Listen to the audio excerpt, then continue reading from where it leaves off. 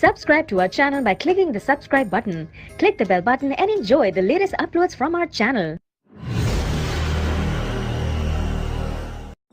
Before Voldemort was even born, his mother MEROPE GAUNT married Tom Riddle Sr. after giving him a love potion, at least according to Dumbledore. Love potions are really gross when you think about them, and while they were outlawed at Hogwarts, they don't seem to be illegal in wizarding society.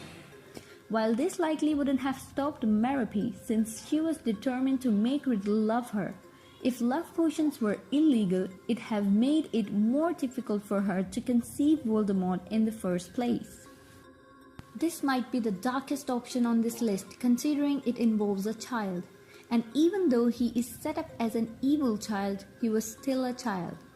However, if he would have died somehow as a child, he wouldn't have grown up to be the evil murderer that he was as Lord Voldemort.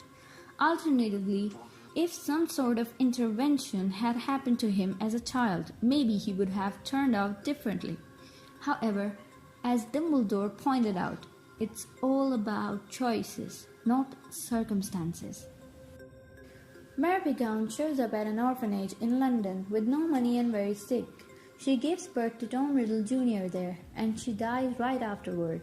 This left Tom Riddle without a mother and with a father who didn't want anything to do with him. Without any parents and no one really to take care of him, his natural tendencies to do evil are likely exhibited. It's possible that if he had a better support system, he could have turned out better. Dumbledore went to visit Tom Riddle in orphanage to tell him he's a wizard and about Hogwarts. Even at this visit, Dumbledore sees that Riddle is a manipulative and calculating child. It seems strange that Hogwarts just allows anyone in and doesn't have any sort of help for students who clearly have mental health issues or issues dabbling in dark magic.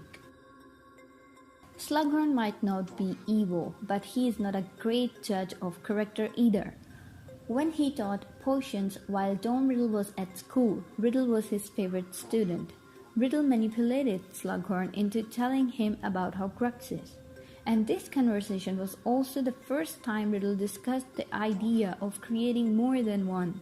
While Voldemort likely would have figured out how to create HORCRUXES at some point.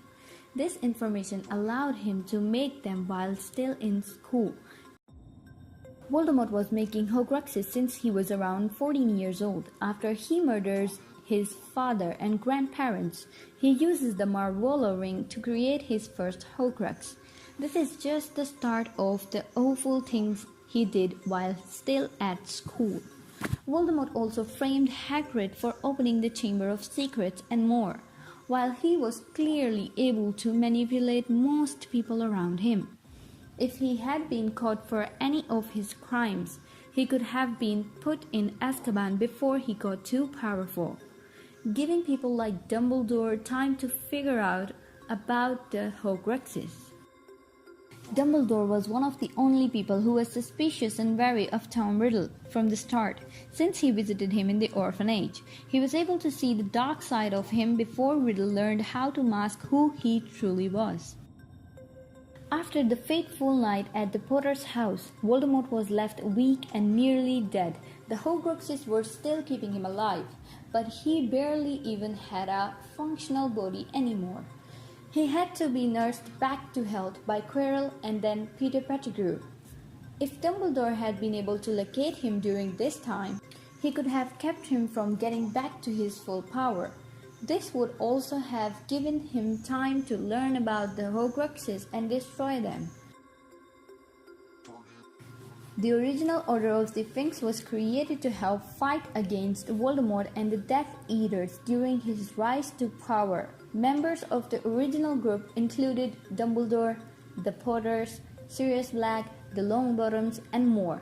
In a different world, this group of powerful witches and wizards might have been able to figure out the Horcruxes and kill Voldemort before he tried to kill Harry.